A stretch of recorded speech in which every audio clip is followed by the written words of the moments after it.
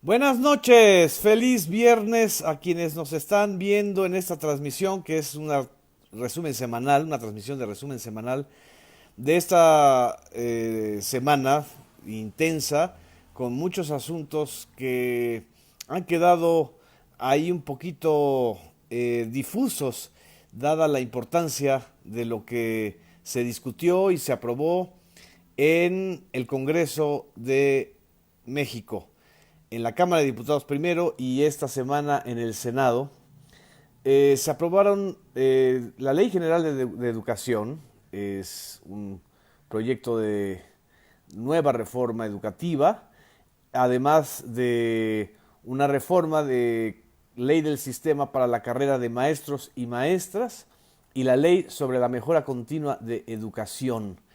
Estas tres leyes constituyen, y eso es lo que no se ha demostrado, no se ha debatido de manera amplia, constituyen la primera gran reforma de este sexenio en materia educativa que echa abajo otra de las grandes reformas estructurales que se vendieron en el sexenio anterior, en el de Peña Nieto, como estas reformas que iban a salvar a México. Acuérdense que eran 13 grandes reformas que se acordaron en el Pacto por México. Y una de esas reformas fue la reforma educativa, que en realidad no era una reforma, era una contrarreforma para paulatinamente abrir el espacio a la participación privada en la definición de las plazas magisteriales, en la definición de la currícula escolar y en realidad era una reforma laboral en materia educativa, una reforma laboral que no tenía como objetivo básicamente democratizar a los sindicatos que inciden en la educación, sino más bien desmantelarlos.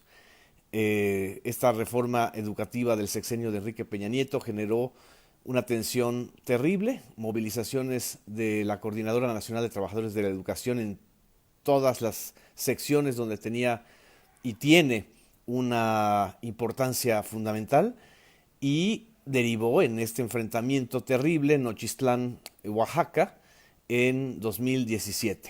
En fin, muchas gracias. Aquí estoy viendo cómo se están sumando nuestras amigas y amigos. Muchas gracias a quienes nos están viendo incluso desde Kuala Lumpur. Estoy viendo que nos están viendo desde Kuala Lumpur, desde Baja California, que casi está tan lejos de la Ciudad de México que Kuala Lumpur. Muchas gracias a Nadia, a Socorro Barrera, desde Cuautla, Morelos nos está viendo, a Raquel Bocanegra, saludos, a Laura Díaz González, muchas gracias, José Manuel Fuentes García, un saludo muy fuerte, José Manuel, de Lorenzo Monge, gracias Lorenzo, muchas gracias por tus comentarios, a Carolina Bautista desde el Estado de México, Huitzuco, Emily Riquelme nos está viendo, Jimo del Futuro, Silvia Lira, que siempre está aquí con nosotros, Pedro Jaimes, desde Chicago. Y dice la 4T está en mecha. Desde Guanajuato, Rolando Briceño, Antonio García, muchas gracias. Dice Kafkito, después de la reforma educativa falta hacer el nuevo plan y programa de estudios, así es. Desde Los Ángeles, Nikita nos está saludando. Desde Cancún, Omar de la Mora, Jorge Gutiérrez desde Michoacán, Adán Aro, muchas gracias. Januario Sánchez, gracias desde Orizaba que nos estás viendo. Carlos Bravo, desde Anaheim, California, muchas gracias. A María Ortuño, también estoy viendo a Selene Flores que nos está viendo desde Acapulquito, Yolanda Rodríguez desde Hermosillo, Sonora, y a Gustavo Víctor Domínguez Arellano que nos manda saludos también, a Guadalupe Ortiz. Vamos a comentar sobre el INE y López Obrador, por supuesto. Sandra Martínez también nos está enviando nuestro saludo. Nadia Azenet, que quien voltea a la UBBJ, que no les han pagado en la universidad. La UBBJ debe ser la Universidad Benemérita Benito Juárez, si no me equivoco. Desde Puerto Vallarta, Susana Mendoza. Vamos a hablar de este tema también, de la situación laboral de los maestros de las universidades. Lo que quiero yo aquí comentar, sobre todo para tener el contexto y los datos claros, es que no es una sola ley, es un paquete de leyes y no es solamente, como han dicho los contrapropagandistas los que fueron derrotados con la aprobación en el Senado por 78 votos a favor, 26 en contra y 6 abstenciones. Ese fue el resultado de la votación el pasado 25 de septiembre, es decir, hace 2 días, el miércoles pasado, de la Ley General de Educación que abroga la Ley de Infraestructura Física Educativa. Rubén Rocha Moya, que es el presidente de la Comisión de Educación, cuando dio lectura a los dictámenes, hizo una exposición muy sintética señalando que esta reforma que se estaba aprobando se recoge la obligatoriedad en educación inicial y superior. Esto es muy importante. La educación superior, es decir, la de las universidades, se convierte a partir de esta reforma en obligatoria. Se incorporó el modelo de la nueva escuela mexicana, cuya base es la universalidad, el carácter inclusivo y público, la gratuidad, la laicidad, la obligatoriedad y la interculturalidad. Se tendrá un plan de estudios con un perfil humanista, científico y tecnológico. La ley del sistema la ley del sistema para la carrera de maestros y maestras prácticamente deroga lo que se había aprobado en el sexenio anterior y surge un sistema abierto y transparente de plazas. ¿En qué consiste esto? Y eso es muy importante que lo conozcamos. El gobierno, dice la iniciativa, debe publicar cuántas plazas hay y en dónde, y se establece el procedimiento para el ingreso. No habrá plazas automáticas. Es una gran mentira que nuevamente se les deje a los liderazgos sindicales el control de las plazas magisteriales. Eso es una absoluta mentira por lo que estamos viendo del contenido de esta ley. Hay una tercera ley, que es la Ley sobre Mejora Continua de Educación, en donde se determinan los criterios para la evaluación diagnóstico, que no va a ser de manera punitivo como se impuso en el sexenio pasado.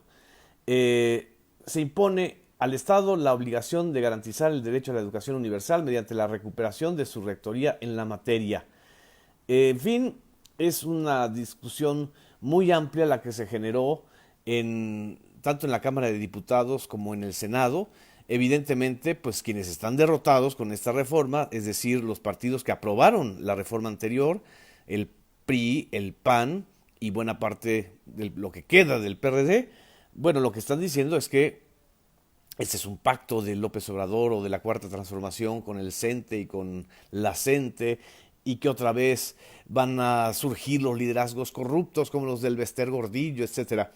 Pero nunca, ni cuando gobernó el PRI, y mucho menos cuando gobernaron los panistas, Vicente Fox y Felipe Calderón, hicieron nada por democratizar el sindicato que dominaba y controlaba a diestra y siniestra el Bester Gordillo. La usaron, hicieron negocios con ella, hicieron procesos electorales con ella. Luego, cuando ya el Frankenstein que crearon se volvió muy poderoso, pues la encarcelaron, y lo que quisieron hacer fue cortar a rajatabla el poder del sindicato del CENTE y de la CENTE, que además es el otro sindicato, dentro del mismo sindicato, o más bien es la otra corriente dentro del mismo sindicato. Lo que quisieron pues fue someter la vida sindical del sindicato más grande de América Latina. Eso sigue siendo muy importante que lo observemos, a partir de la coerción y de la evaluación punitiva. Por eso estaban en contra muchísimos maestros. Y por otro lado, en lugar de tener de aliados a los maestros para una reforma educativa, los tuvieron de prácticamente de corresponsables del desastre educativo. Les echaron a los maestros la responsabilidad del desastre educativo, y al mismo tiempo le estaban echando la responsabilidad de emprender una reforma que les hacía daño. Entonces, evidentemente, fue un desastre la reforma educativa del sexenio pasado. No en balde, y eso hay que dejarlo muy en claro, los maestros apoyaron la candidatura de López Obrador porque estaban furiosos con la manera en que se les impuso esta reforma del sexenio pasado. Y evidentemente, pues se dañaron intereses como de muchos organismos privados, entre ellos Kimberly Clark, de Claudio X González, que fueron los impulsores de este modelo punitivo de evaluación a los maestros. Nadie ha dicho que no se deben evaluar a los maestros. Por supuesto que se deben evaluar a los maestros como se deben evaluar a los alumnos y como se deben evaluar a los funcionarios del sector educativo. Pero de ahí a que sea la única pieza que debe ser evaluada y sancionada, hay una gran diferencia. En fin, aquí estoy viendo sus comentarios. Dice Carmencita Mega que tu presidente nos cumplió. Yo leí no cumplió. Así es uno de los grandes compromisos de la campaña electoral, el abrogar la reforma educativa del sexenio pasado. ¿Cuáles son los objetivos según lo que establecen las tres leyes? Pues el primer objetivo es buscar la equidad, la excelencia y la mejora continua en la educación, para lo cual colocará al centro de la acción pública el máximo logro del aprendizaje de niños, niñas, adolescentes y jóvenes, según se establece en la Ley General de Educación. Entre sus objetivos están el desarrollo humano integral, reorientar el sistema educativo nacional, incidir en la cultura educativa mediante la corresponsabilidad de los propios padres de familia, impulsar transformaciones sociales dentro de la escuela y en la comunidad, y también se programará de manera estratégica la formación docente y directiva, la infraestructura, los métodos y materiales educativos para que se armonicen con las necesidades de la prestación del servicio público de educación. El Estado apoyará en la investigación e innovación científica, humanística y tecnológica y alentará el fortalecimiento y la difusión de la cultura nacional y universal. Se establecen en sus artículos transitorios que se abroga la Ley General de Educación del sexenio pasado, que se publicó en 2014, y se iniciará el proceso para la extinción del organismo descentralizado denominado Instituto Nacional de la Infraestructura Física Educativa. También se aprobó la ley reglamentaria de la fracción 9 del artículo 3 constitucional en materia de mejora continua para la educación. Se crea una nueva Comisión Nacional para la Mejora Continua de la Educación con el objetivo de regular el sistema de formación, actualización y capacitación de los maestros.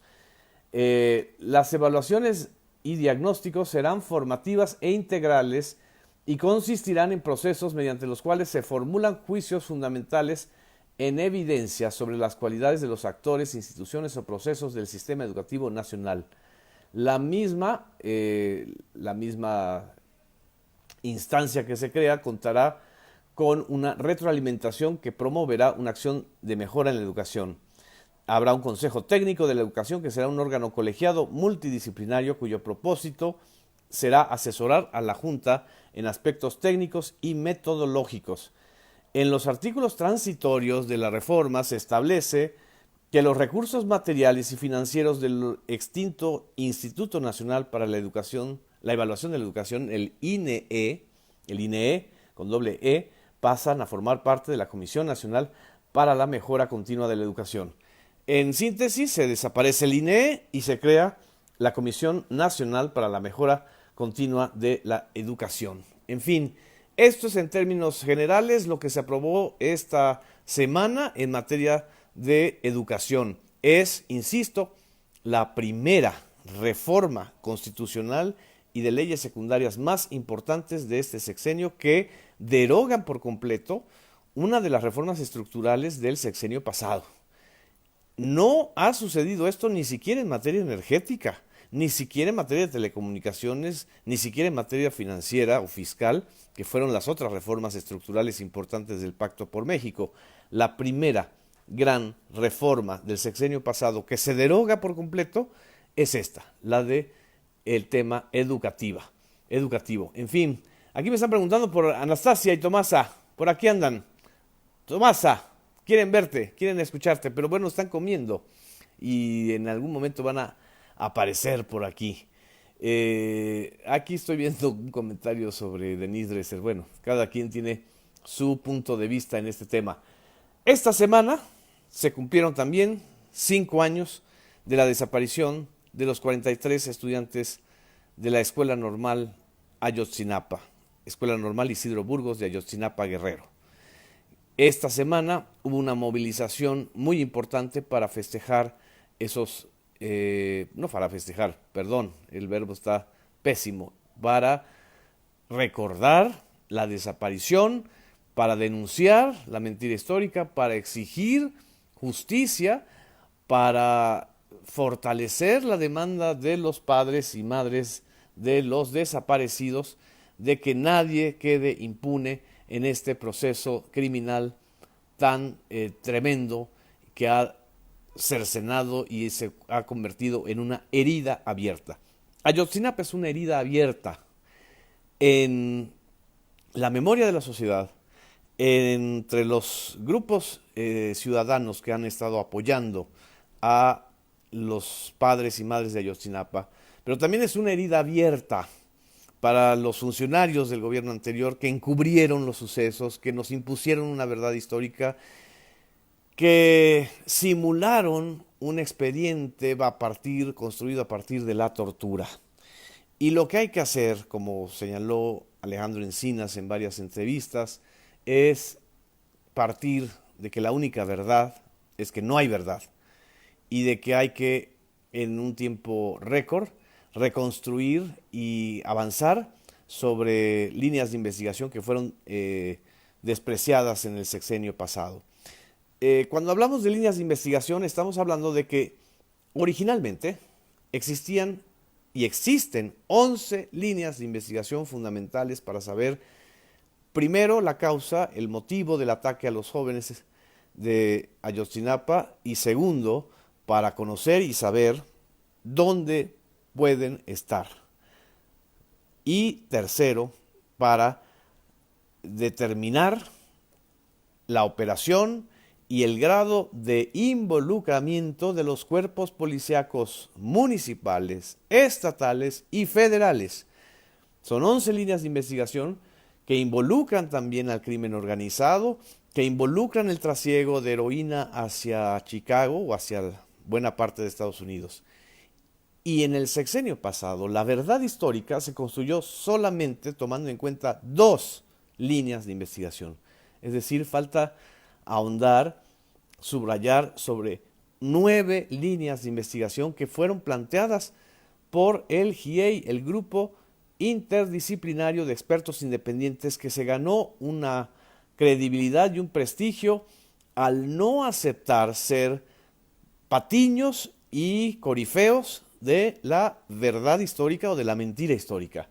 Esto es lo importante del tema de Ayotzinapa. Por supuesto, como siempre ocurre cuando hay un proceso importante, surge un grupo de jóvenes provocadores que generan vandalismo, violencia simbólica y real en la manifestación del día de ayer, que fue muy pacífica y muy importante. Pues un grupo de no menos de 100 jóvenes encapuchados que estaban con piedras, palos y grafiteando la Puerta Mariana de Palacio Nacional, queriendo pues desviar la atención justamente y provocando una reacción violenta por parte de las fuerzas policíacas de la Ciudad de México. Por fortuna, ya hay una investigación en el caso de la Ciudad de México, y también la Puerta Mariana de Palacio Nacional está ya prácticamente pues restablecida. Este es un asunto que tenemos que destacar el día de hoy. Fue la información que se generó en relación con los sucesos del día de ayer. Ya para terminar, no puedo dejar de lado el tema de este enfrentamiento o esta constante rispidez entre los organismos electorales y el gobierno federal, en especial del INE y del Tribunal Electoral del Poder Judicial de la Federación, que un día sí y otro también, pues se han convertido como una especie de reguladores de los medios de comunicación públicos, mandando quejas y sanciones sobre el tema de la difusión de la conferencia matutina de Andrés Manuel López Obrador como si fuera propaganda gubernamental, cuando en realidad es un ejercicio de comunicación política. No hay dinero de por medio en ese ejercicio cotidiano. Y el día de hoy el gobierno federal emitió un comunicado dirigido a Lorenzo Córdoba, consejero presidente del Instituto Nacional Electoral. Es una carta de Andrés Manuel López Obrador, son 3 párrafos, se los leo de manera muy rápida y sintética sobre este citatorio del INE por presunto tráfico o presunta desviación de apoyos sociales con fines electorales. Dice, durante toda mi vida he luchado por establecer en México una auténtica democracia. Nunca he recurrido a participado ni participado en fraudes electorales. Por el contrario, los he padecido y he dedicado muchos años a combatirlos como lo han hecho millones de mexicanos, mujeres y hombres defensores de la libertad. Más aún, como presidente de México estoy decidido a contribuir con toda mi autoridad y entusiasmo para acabar con la simulación y convertir en realidad la democracia. Por eso, entre otras cosas, promoví y se aprobó en el Congreso la reforma constitucional para considerar el fraude electoral como delito grave, algo que no existía en la legislación desde hace más de un siglo.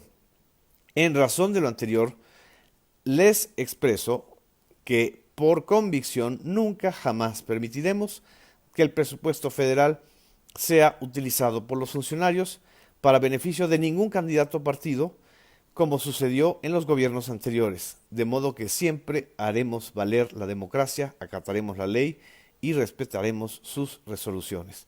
Todo lo anterior en respuesta a su escrito del día 8 de agosto del presente. Es la respuesta sobre la acusación de presunto uso de recursos públicos en beneficio de candidatos y partido político en el poder, que es Morena. En fin, muchas gracias.